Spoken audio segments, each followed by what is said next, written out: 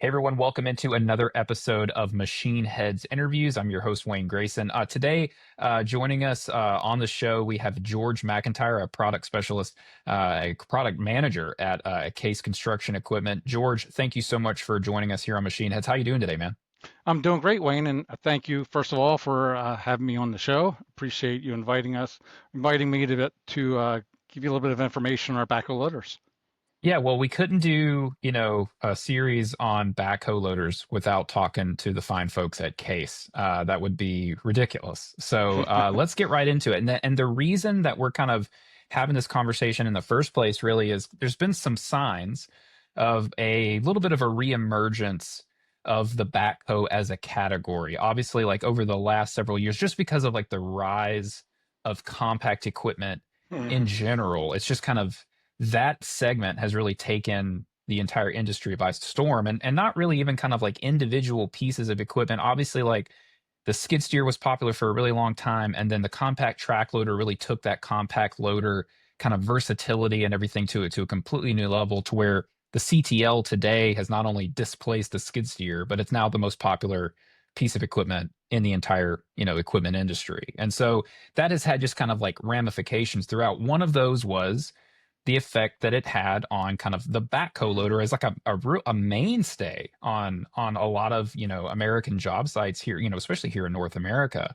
And over time, that was kind of that market share of the backhoe was really eroded by this combination. What we found out about 10 years ago, specifically of the compact track loader or skid steer combined with like a mini excavator. Mhm.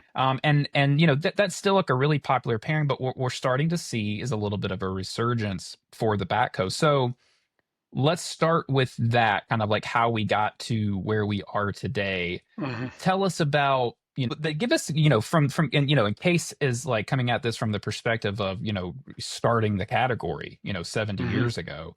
Yep. Um, Tell us about kind of like the give us the overlay of like where the backhoe was, how it got to where it was, and then kind of how that was disrupted by the compact excavator and that skid slash CTL pairing. Oh, sure, I can do that.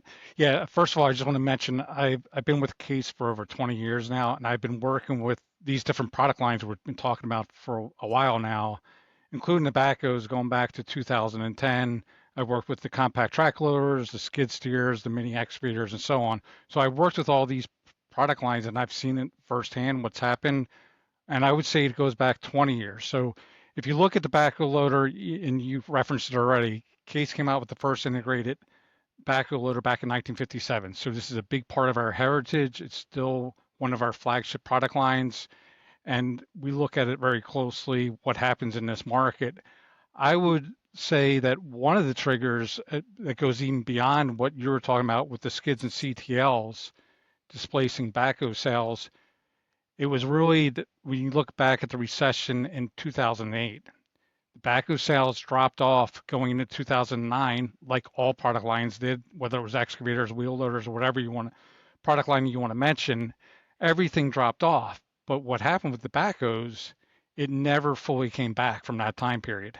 So the other product lines came back, and you look at some of the products like compact excavators and the compact track loaders, those have taken off from a volume standpoint over the last 20 years.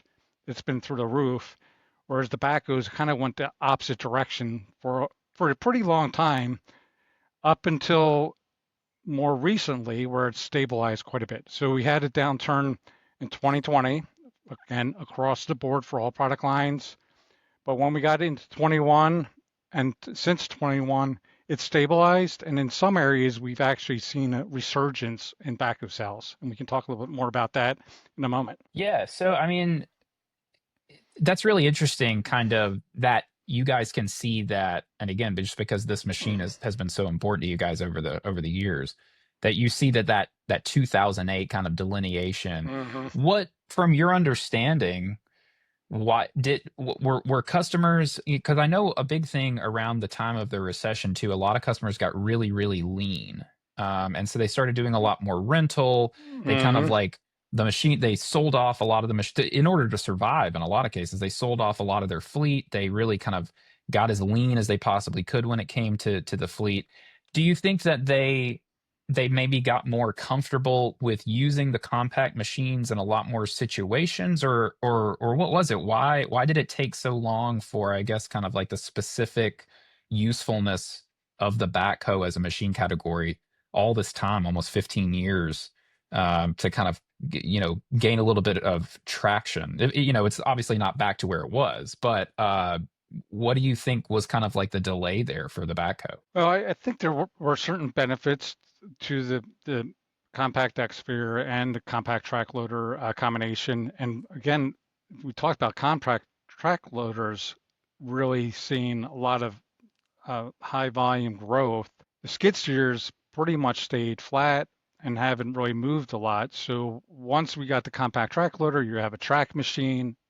There's a lot of advantages to that, one being stability and operator comfort and so on.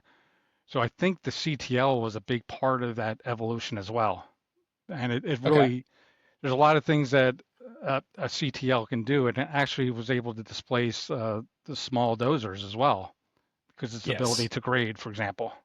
And it's not a Yeah. cheap machine. And so I No, it's think not. that, yeah, with the price premium, you Hmm. probably have to say, okay, if I Yep. really want this and it's going to pay for itself in this way, and this way, I'm willing to maybe make some cuts to other machines that I used to think were Hmm. indispensable, to have that added Right. versatility. So how would you characterize, you mentioned kind of that we've gotten a little bit of a resurgence in specific areas. So how Hmm. would you kind of characterize backhoe demand today? Like I said, it's not, Hmm. it hasn't recaptured all of that market share all of a sudden, but there are Yep. specific areas. You said, what are those areas? What are those job types? And kind of what is the reason for that Sure. resurgence? Okay. Yeah, first of all, I just want to touch base real quick on municipalities and state business and that sort of thing. That as a percentage of sales for backhoes has actually grown over time as a percentage of sales, maybe not absolute sales. So we've seen municipalities are still buying the backhoe. There are advantages, especially if it's a smaller town or even the bigger cities, with being able to road at speeds of 25 miles per hour. Everybody knows that to operate a mini excavator, you need a trailer that everywhere. You can't go from point A to point B very quickly with a mini excavator unless you have a trailer. So there are still advantages to the municipal business. But when you look at where the resurgence has been, I think what happened was went a little bit too far away from the backhoe. And now these contractors are saying, wait, maybe we do need to bring the backhoe in for for certain applications for different types of work that we have. And now you've seen some of those contractors go back to the backhoe. And one of the segments that really dropped off almost to nothing, where I, as a product manager, I wasn't even really focusing on it at all, was landscaping. Pretty much that landscaping business went over to skids and CTLs and the mini excavators, which makes sense. I mean, if you look at where they're operating, that is one segment that fits well for those products. But I was looking at the numbers. We've actually seen some of the sales go up into that particular segment, which almost dropped off to nothing. Hmm. Agriculture is another one where the backhoes, I think one of the things that was happening is you look at the different brands that are out there, the prices were getting a little bit too high. So farmers are certainly wanting to invest in their combines and four-wheel drive tractors, all their production machines for a farm. That's where they're going to be spending their money. When it comes to a backhoe, they want a backhoe that is a little bit more of a valued priced piece of Yeah. equipment. And I think what happened with the agricultural segment, we actually got priced out of the market a little bit. And we're going to talk about the case models a little bit later, but we do have a model now that fits in well for that segment. And we actually focused on having a low cost model that actually meets the specs of what the farmers want to see. Yeah, no, that all makes perfect Mhm. sense, especially given within that context. I think all of that goes back to that Yep. context that you mentioned of the recession and kind of some of the just kind of the after effects of that, how that Mhm. kind of changed certain mindsets, and maybe like you Right. said, there's this overcorrection. I mean, we've seen a little bit of that too with we recently did a series on skid steers, kind of like looking at skid steers in the context of what the CTL has done really to the entire market and how it went one way towards CTLs, but now some of the the skid steers are also kind of Hmm. taking back a little bit of market share because Right. folks realized, oh wait, yeah, in these certain situations, especially like Hmm. stuff like snow removal, ag is another one. Yep. It really still makes sense to have wheels on the ground and those 4 points of Hmm. contact. Um, so we talked a little bit about kind of how it's scraped a little bit of that market share back and some of the specific market trends. Are there any other kind of customer preference shifts? You Hmm. mentioned kind of that with the pricing. Is there anything else beyond that that we should know, or maybe that customers should know, or that maybe they haven't thought of yet, that kind of that maybe should bring the backhoe to the forefront of, if you're considering adding something like that to your fleet? Yeah, yeah. There's a couple of things I actually want to talk about in that area. We have seen a pretty big shift when it comes to configurations on the backhoes. Like a case here, and I'll put it this way: when I first started working with the backhoes back 15 years ago, seemed like the percentage of units that went out with auxiliary hydraulics on the front and the rear was pretty low at that time. I mean, now I would say 90% or more of our units go out with at least one-way auxiliary hydraulics on the back, if not one-way and two-way auxiliary hydraulics, to be able to run things like hammers and thumb is another example. And on the front end, this is one of the things I think that's helped from the CTLs and skid steer standpoint is back then, 15 years ago, a lot of the units were just going out with pin-on buckets. And we still have a sizable number going out with pin-on buckets, but we're seeing more and more of the customers are wanting to have a hydraulic coupler on the front, which now gives it all the advantages that you'd have for like a skid steer or CTL. And we weren't seeing that in the past, Wayne. And I think that's one of the biggest differences. Also, if you look at the thumb, so the thumb is really in a lot of ways, even though we've had thumbs for a long time on backhoes, I think it was the compact excavator that really had helped to drive it home for the backhoe as well. So we started, you know, right after we launched the N series back in 2010, we came out with a factory installed thumb, which is a bolt-on thumb. So our dealers can bring it in there, and if a customer doesn't want the thumb, they can easily remove it, or they can add it to a machine that doesn't have it. And that's probably been one of the best things we've done. So we've seen a lot of uptick on thumbs. And I think when you look at those two things combined, you're talking about auxiliary hydraulics on both ends of the unit, as well as the thumb. Now all of a sudden it's bridged that gap from a configuration standpoint to what the skid steer CTLs and the compact excavators had. Yeah, I mean, and again, knock-on effects Mm. of the CTL and getting used to Hmm. having all these tools and access to all these tools no matter where you are. And again, that's so it's kind of like it overcorrected to this CTL first mindset, and now you're getting like the mindset of that's switching back to, okay, well, how can Hmm. I put that CTL mindset to use on this backhoe?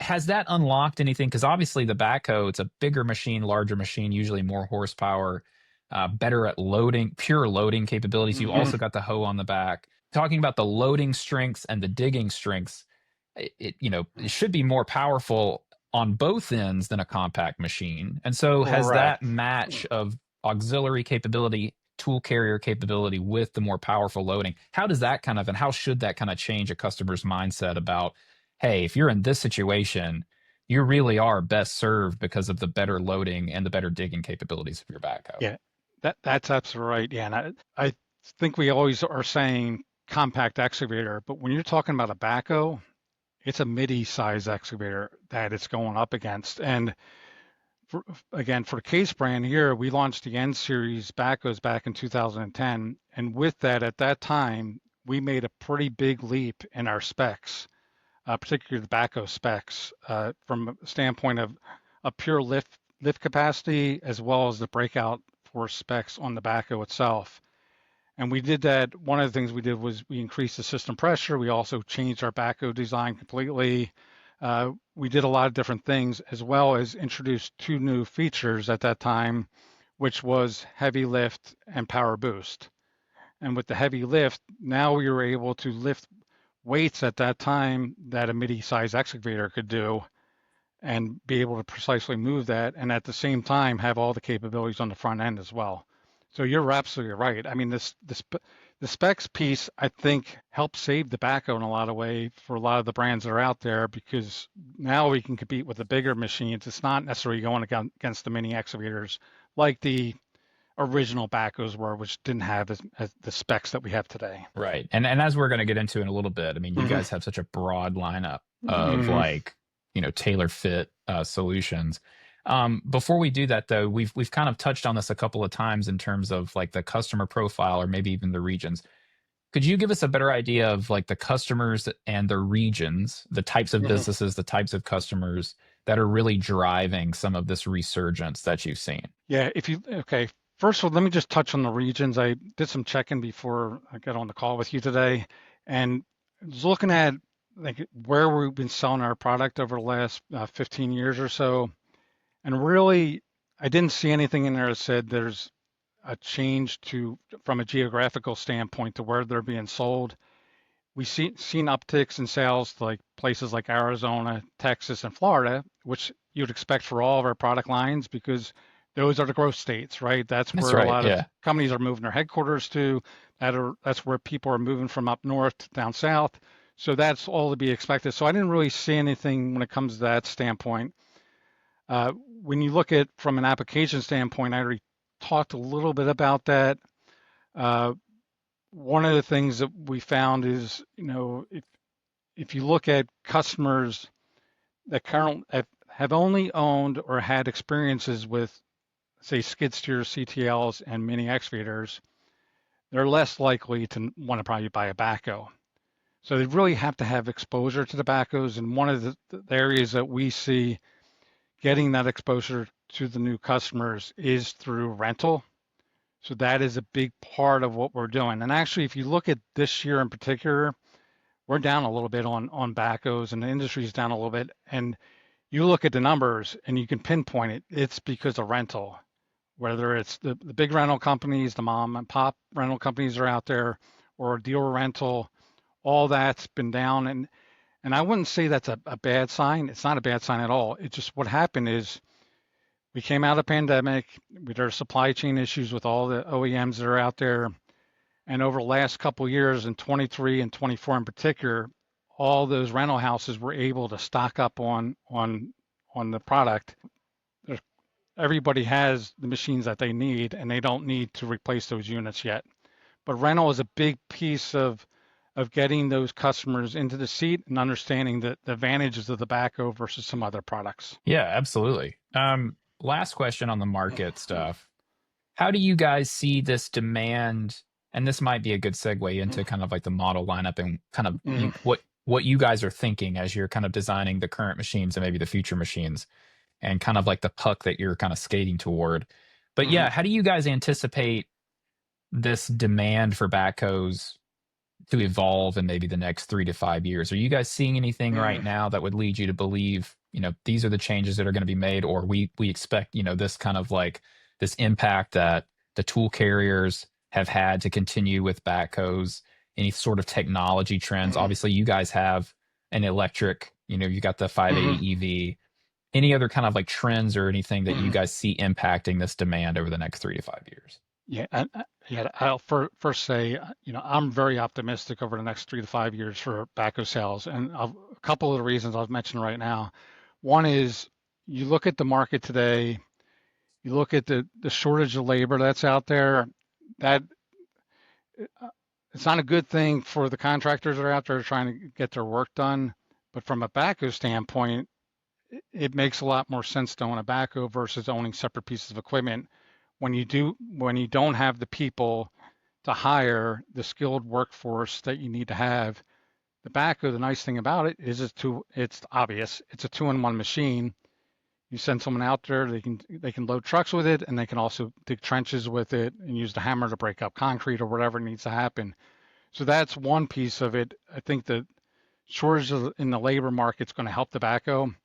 But probably more importantly right now is when you look at backhoe sales historically, and this is still true to today, backhoe sales are so tied to new housing starts in particular. It's a big deal. Like when housing starts go down, we always knew our backhoe sales would go down and the industry was going to go down with it to a degree.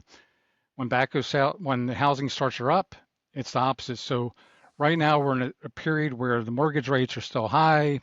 The expectation is over the next year or two, those mortgage rates are going to come down. And once that happens, new housing starts will start increasing again, and that will be good for tobacco sales as well.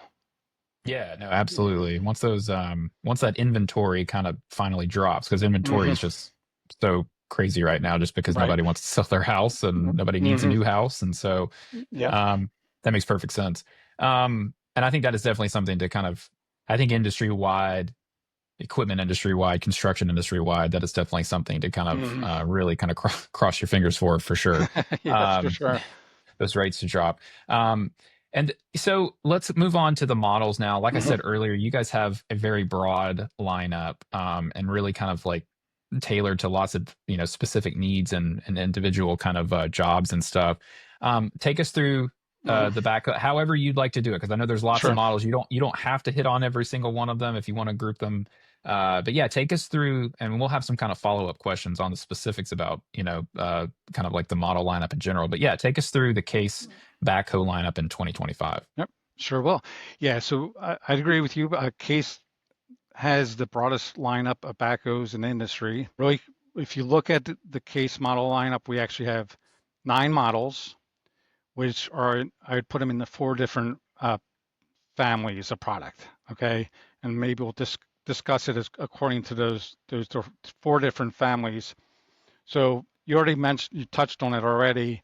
I'll start with the highest technology model we have, and I'll come down to the more value model that really is targeted at the rental market. Starting off, we have the 580 EV. It's the industry's first electric backhoe. Uh, with that, it's an important product line to us because it has all the advantages of an electric product. Things that you talk about.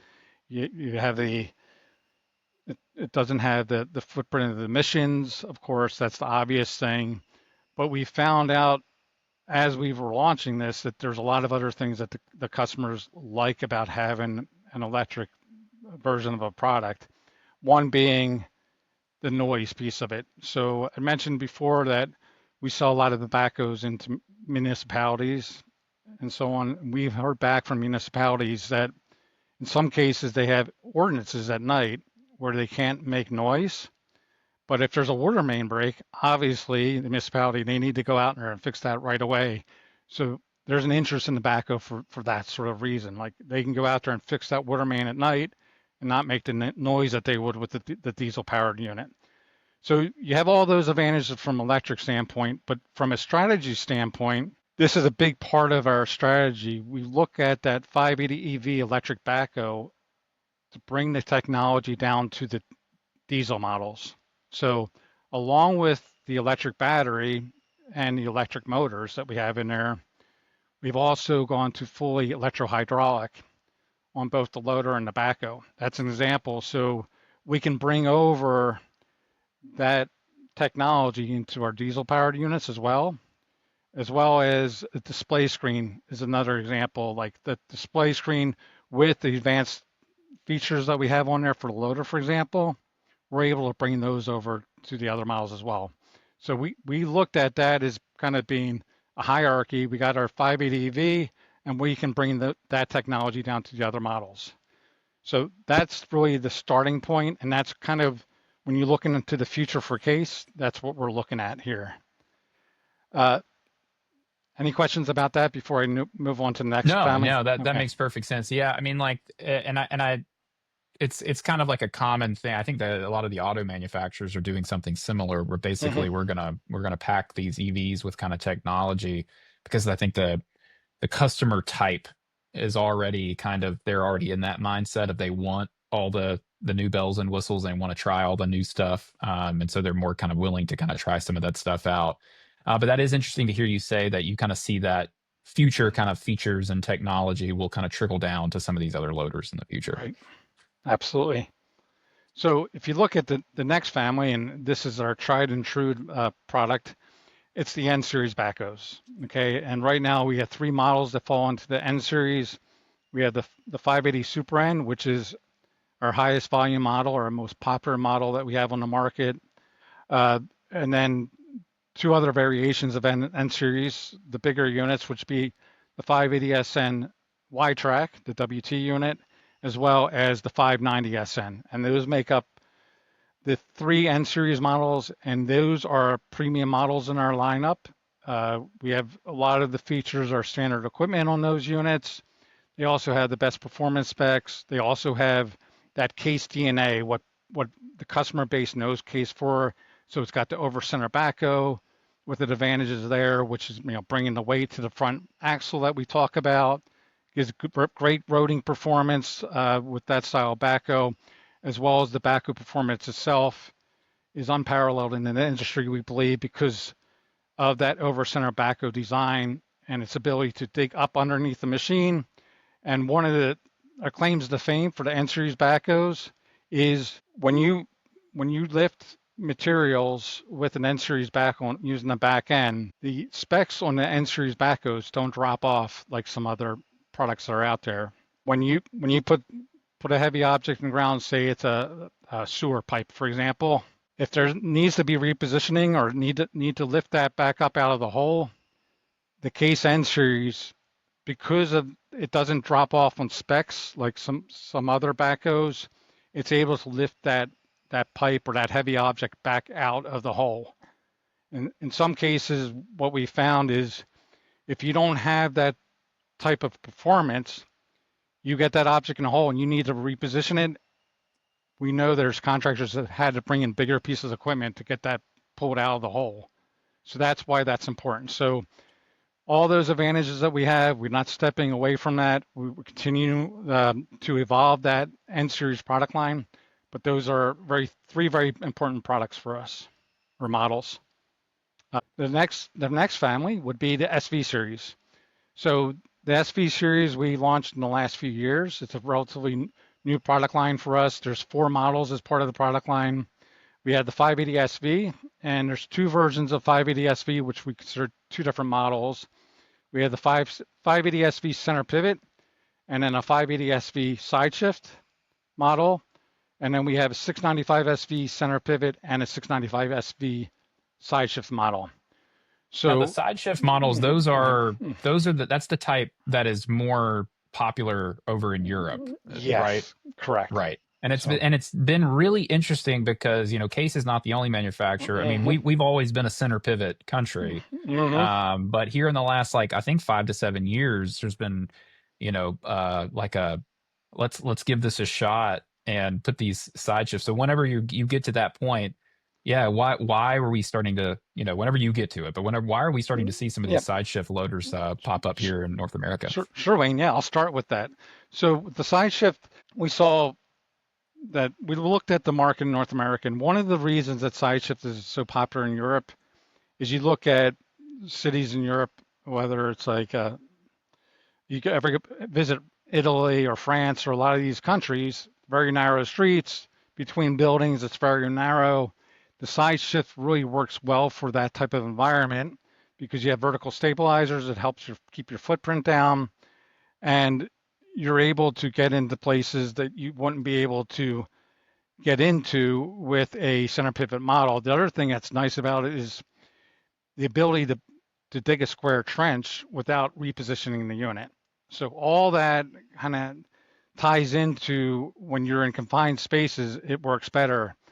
And if you look at North America right now, especially with population growth in a lot of areas, and a lot of people are moving to the same places, and you look at certain parts of the country like the Northeast in a lot of ways is very similar to some of the countries that we have in Europe. Narrower roads, less space between homes, and so on.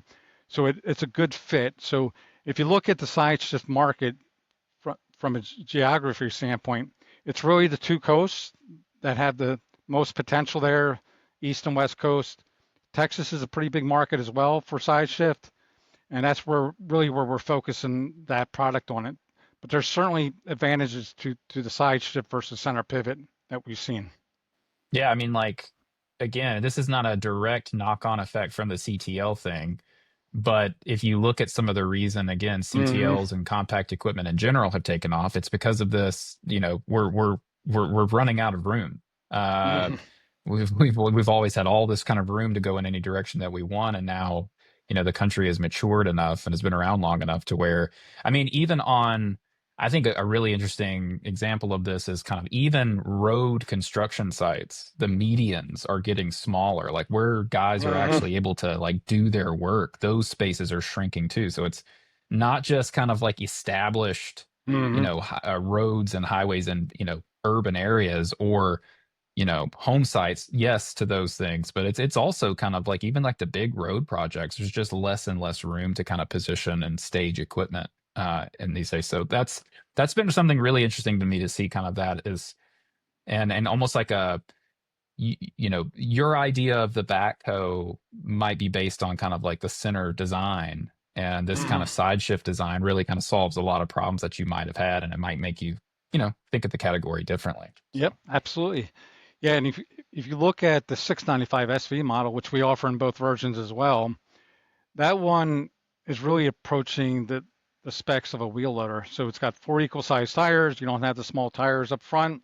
We also have different styles of steering. We have crab steering, circle steering, and regular front axle steering on that model. But that we know we've sold you, and it's a relatively new model for us in the last couple of years. But the customers we're selling to them, they've told us they were planning to buy a wheel loader, and they bought that backhoe because they wanted the ability to be able to trench as well as do the wheel loader piece of things. So last thing I want to touch on the SV series is the 580 SV. As far as our models go and the volumes and so on, that's our second most popular model. Okay, so if you look at the 580 Super N and the 580 SV models, if you were to look at it from a segment size class standpoint, they'd probably be right next to each other. They have same horsepower, the same dig depth, and so on.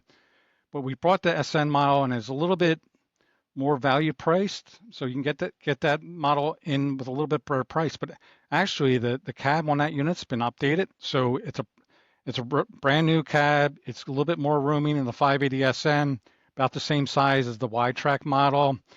And then you have probably one of the biggest differences is on the rear window. So if you go in the N series model, we have a three-piece window. And the nice thing about the three-piece window is you're able to move one of those windows and get a minimal amount of airflow or be able to communicate with people on the ground pretty easily without having it completely opened up. But with the 580 SV, we knew some customers do like to have the full airflow in all the time. That one has a overhead window that you can stow overhead, and then you have clear lines of sight to the work site, clear communication, and then you got the airflow completely going through. So Yeah. there are differences. And one last thing on the SV is a lot more storage room as well in that cab versus what you'd find in that 580 SN. So we tried it. We looked at the market, and we've done a lot of customer surveys over the last 10 years, and we wanted to try to have a backhoe to fit any of the preferences a customer has. So it's not saying this one's right and that one's wrong. It's just a different version based on your preferences, basically. And I guess to round things out, tell us a little Mhm. bit about the more value conscious or kind of budget Sure. models.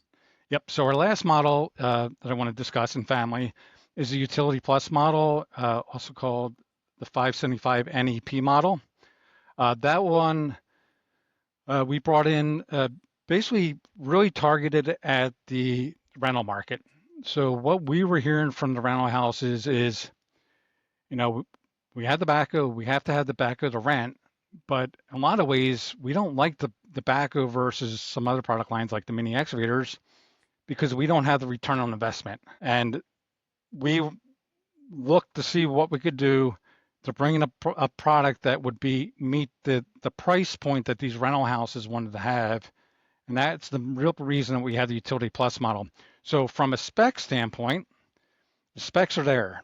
The specs are what you'd expect in a full size backhoe. What's missing is all those popular features that we have that the contractors want. So one of the things that we've had for years is Pro Control, which is a swing dampening system on the backhoe. Allows you to have precise positioning of that backhoe right over the trench, or if your lifting materials are able to have that without it swinging back and forth. We don't have Pro Control on the Utility Plus models, for example. We don't have ride control available in that model. So we took away the bells and whistles, gave the specs, gave the price. And that's really, again, targeted at the rental market.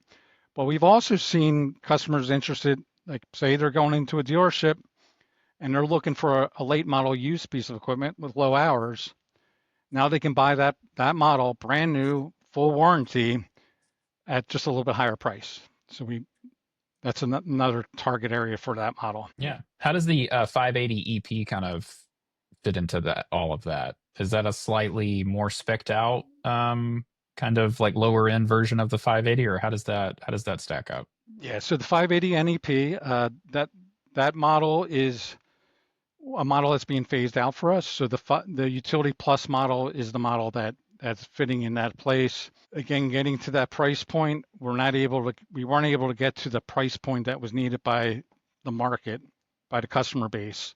So that's why Gotcha. we brought in this new model with I the think right it kind of price clears point. it Yeah, clears yeah, some things up yeah. too on the N series kind of things. It Mhm, kind of, because you're not just moving up, you get a little bit more dig depth. You get like 3 feet more dig mhm. depth if you kind of move up to the super N, and then you can kind of go from there. And I feel like Right. that probably clears some things Yep. And things up there.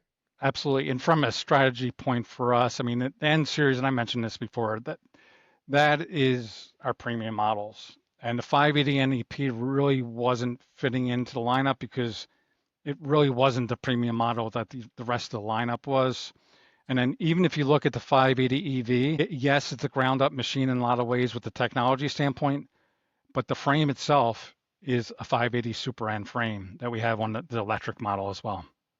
Gotcha. Well, George, we've Okay. covered a lot, and I want to let you get back to your Yep. to your job.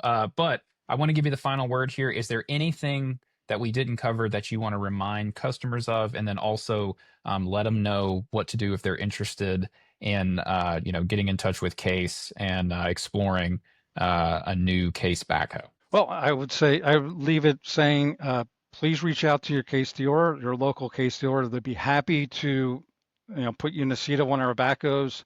One of the nice things about us having the history with the backhoes, we sell a lot of backhoe loaders. Our dealers have a lot of them in stock, so we'd welcome you to come into our dealerships and give them a try because that's really where you can see the difference. Absolutely. Seat time can't Hmm. be beat. Absolutely. 100%. Go see these things in person. All right, George, thank you so much, man. We really appreciate it. Again, George MacIntyre from Case Construction Equipment, dropping some knowledge here on machine heads around backhoes. Thank you again, George. Have a good one. Thank you, Wayne. You have a good one too. Thanks.